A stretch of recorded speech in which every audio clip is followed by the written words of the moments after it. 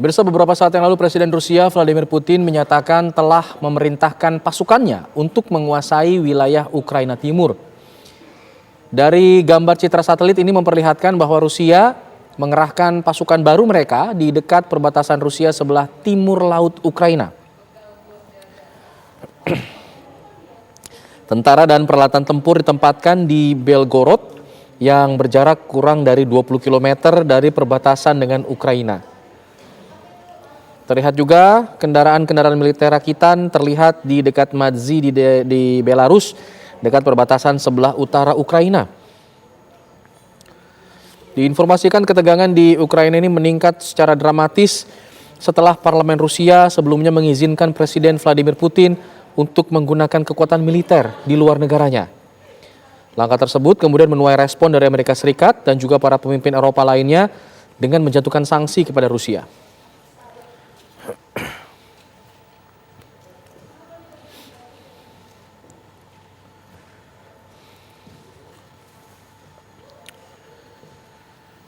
Serangan mortir juga diinformasikan menghantam pembangkit listrik Luhansk di Ukraina.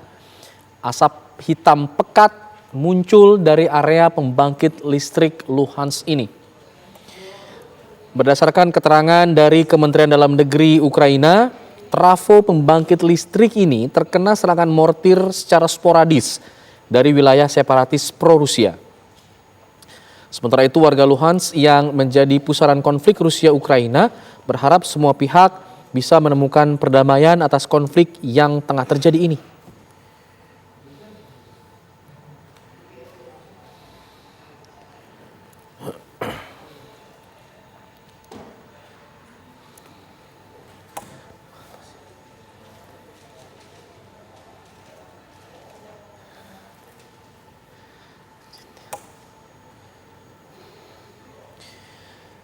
Dan kini kita akan mencoba untuk menghubungi mahasiswa yang berada di Rusia. Pemirsa, ada Enzitni Hilman yang berada di Kazan, Rusia untuk menginformasikan seperti apa informasi yang berada di sana pasca serangan yang terjadi.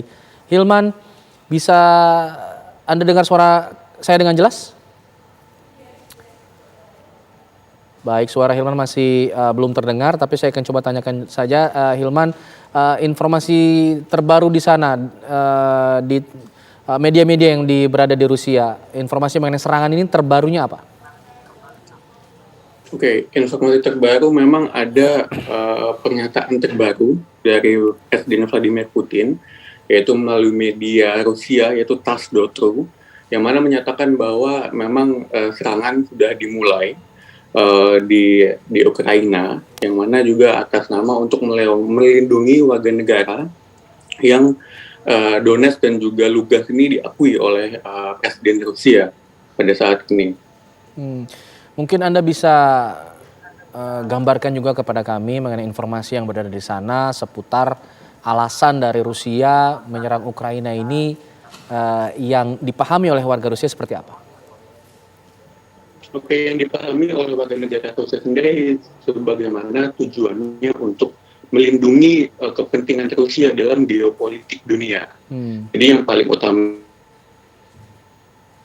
menghalau gerakan NATO untuk memperbesar keanggotaannya menuju ke Eropa Timur. Yang mana dikhawatirkan oleh Rusia sendiri bahwa nanti akan ada tujuan dari Amerika Serikat di bawah NATO untuk melakukan serangan atau meletakkan misil anti rudal di kawasan Eropa Timur, termasuk Ukraina yang saat ini sangat dekat dengan perbatasan Rusia. Kalau Anda lihat di sana sendiri, masyarakat Rusia sebagian besar mendukungkah serangan yang dilakukan oleh Putin atau justru bertentangan? Sejauh ini kalau saya lihat untuk publik sendiri sebetulnya tidak ada mendiskusikan perihal hal ini. Dari kelas di kuliah pun, di kampus pun tidak ada hal yang ibaratnya menunjukkan dukungan ataupun menunjukkan protes dari warga negara Rusia itu sendiri. Jadi untuk pandangan publik sejauh ini terlihat seperti normal-normal saja. Kalau publik ternyata memang tidak mau berkomentar banyak mengenai apa yang dilakukan oleh keputusan yang diambil oleh Putin ini, kenapa kemudian apakah ada penjelasan dari pihak parlemen yang merupakan perwakilan dari masyarakat justru menyetujui serangan ini? Sejauh ini untuk keputusan itu masih bergantung kepada Presiden Putin ya. Jadi untuk parlemen ataupun anggota parlemen yang sejauh ini belum terlihat suaranya di media-media publik Rusia. Baik, Zidni, suara Anda terdengar lebih kecil dibanding sebelumnya. Mungkin bisa sambil diperbaiki lagi, mungkin mendekatkan suara ke mic begitu. Kalau Anda lihat saat ini aktivitas dari masyarakat Rusia seperti apa pasca operasi militer? Apakah ada perubahan yang signifikan begitu?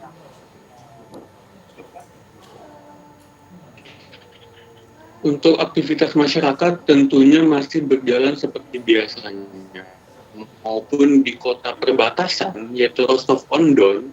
Di sana terdapat 37 mahasiswa Indonesia di Rusia, yaitu termasuk dalam perhimpunan mahasiswa Indonesia di Rusia, yang mana tetap menjalani aktivitas seperti biasanya. Sebuah hari kemarin semua berjalan seperti biasanya, aktivitas berjalan seperti normal seperti biasanya.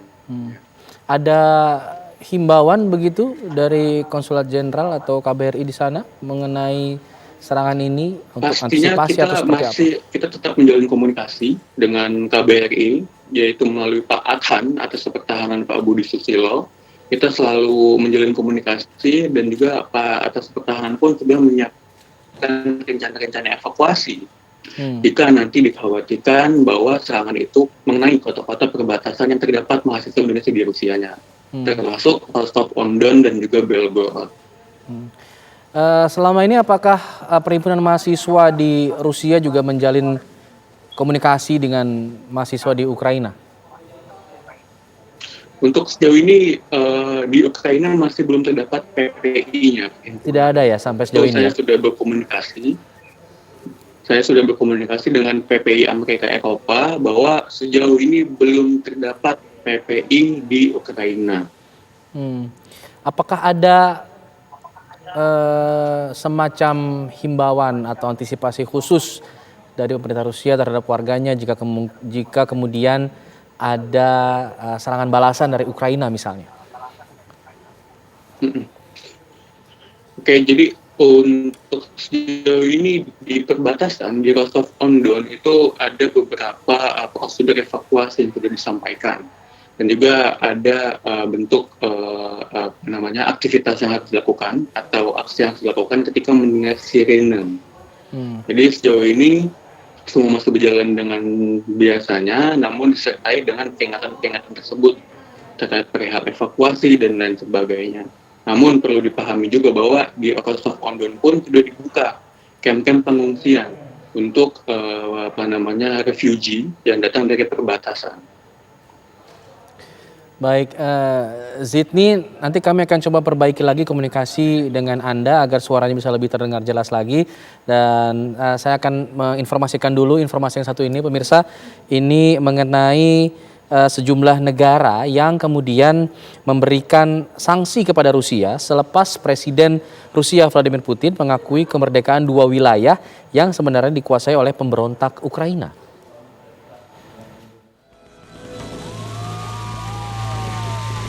Keputusan Rusia mendeklarasikan kemerdekaan Donetsk dan Luhansk pada awal pekan lalu berbuntut penjatuhan sanksi pada negara beruang merah tersebut. Donetsk dan Luhansk adalah wilayah di timur Ukraina yang diduga menjadi tempat bercokol kelompok-kelompok separatis pro-Rusia. Presiden Rusia Vladimir Putin menegaskan pihaknya tetap membuka pintu diplomasi.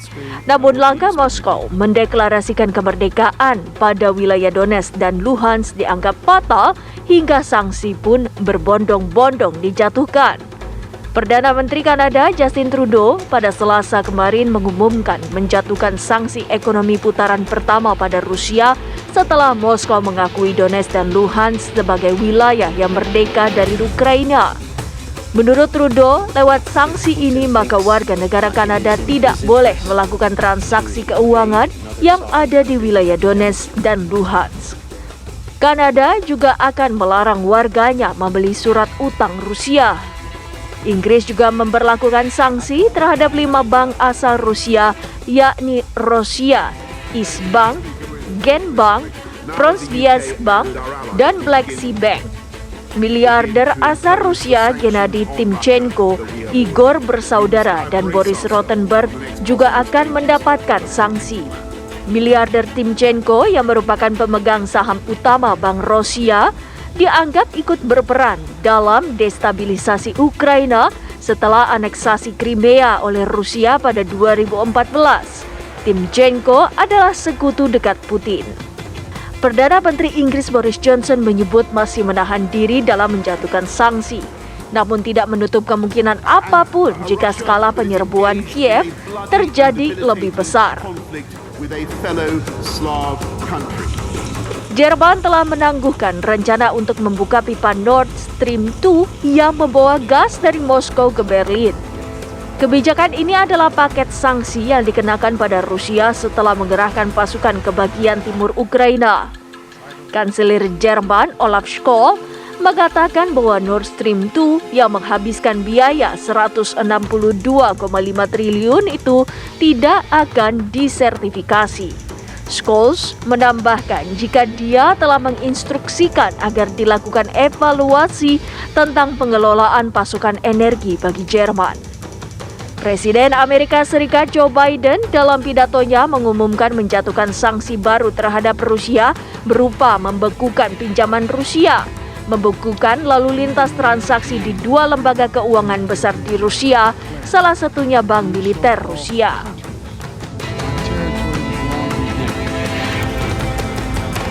Jepang juga ikut-ikutan menjatuhkan sanksi ke Rusia terkait serangkaian tindakan negara itu ke Ukraina.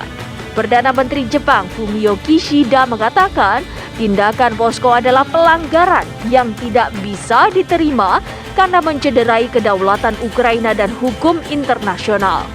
Sejumlah sanksi yang dijatuhkan Jepang diantaranya melarang penerbitan obligasi Rusia di Jepang, membekukan aset-aset milik individu asal Rusia, serta larangan melancong ke Jepang.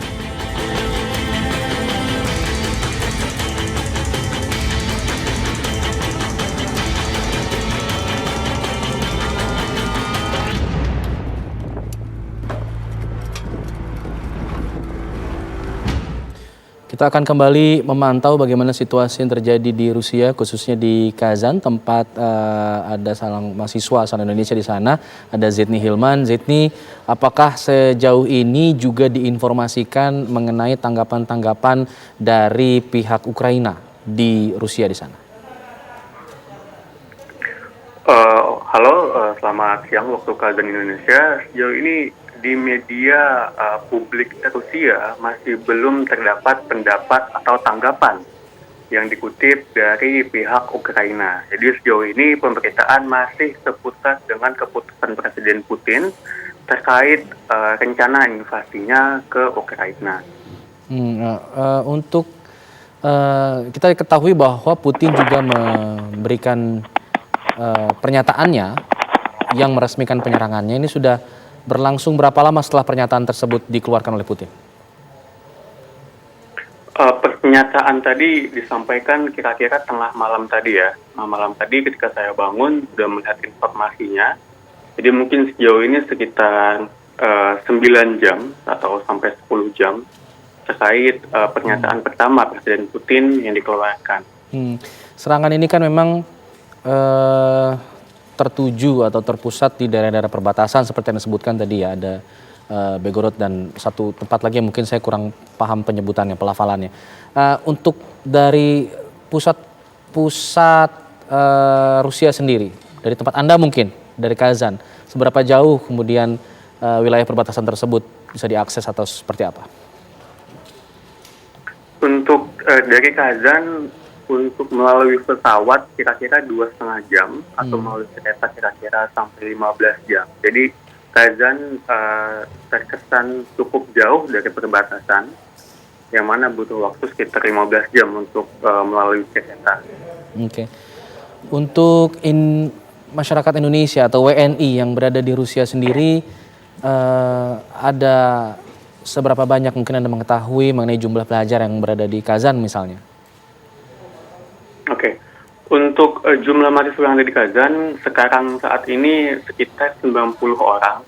Untuk keseluruhan mahasiswa Indonesia di Rusia sekitar 650 mahasiswa yang tersebar di beberapa kota besar, mayoritas pertama di Moskow, kedua Saint Peter, ketiga di Kazan, dan keempat di Tomsk. Oke.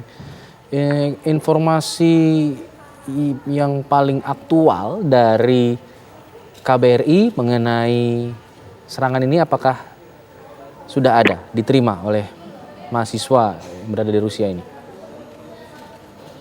Tadi siang kita melakukan telepon dengan atas pertahanan Pak Budi Susilo melalui wakil ketua Pesmira, yang mana Pak Budi Susilo menyampaikan bahwa saat ini memang sudah dikeluarkan berita resmi, keputusan resmi terkait invasi ke Ukraina. Tapi Pak Adhan menyampaikan bahwa kita tetap terus memantau bagaimana aksi yang telah dilakukan. Sejauh ini Pak Ahsan masih menghimbau hal tersebut. Oke, jadi himbauannya hanya sekedar untuk memantau dulu perkembangan yang ada, belum ada tindakan apapun yang diambil seperti pemulangan atau pemusatan WNI di sana begitu ya? Betul-betul. Namun Pak Ahsan sendiri pun sudah menyiapkan rencana evakuasi ini jauh-jauh hari, yaitu di awal Februari itu sudah disampaikan, yang mana kita fasilitasi melalui Zoom meeting dengan teman-teman yang ada di Rostov dan juga Belgorod, sehingga memang sudah disiapkan rencana evakuasi dan lainnya jika hal ini terjadi dan mengenai dampaknya ke teman-teman yang ada di perbatasan. Artinya sudah ada rencana skenario untuk evakuasi begitu? Betul, sudah ada rencana skenario yang sudah dijelaskan langsung kepada mahasiswa yang ada di perbatasan. Bagaimana skenarionya? Apakah langsung menuju ke pemulangan, opsi itu, atau ada opsi lain?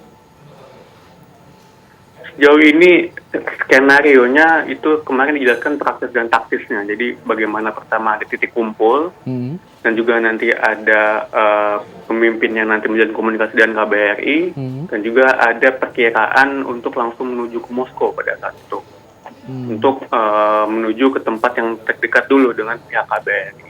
Jadi skenarionya jika eskalasi militer di sana meningkat, seluruh mahasiswa yang berada di beberapa lokasi tadi disebutkan di 4 kota besar di Rusia akan dipusatkan di Moskow begitu?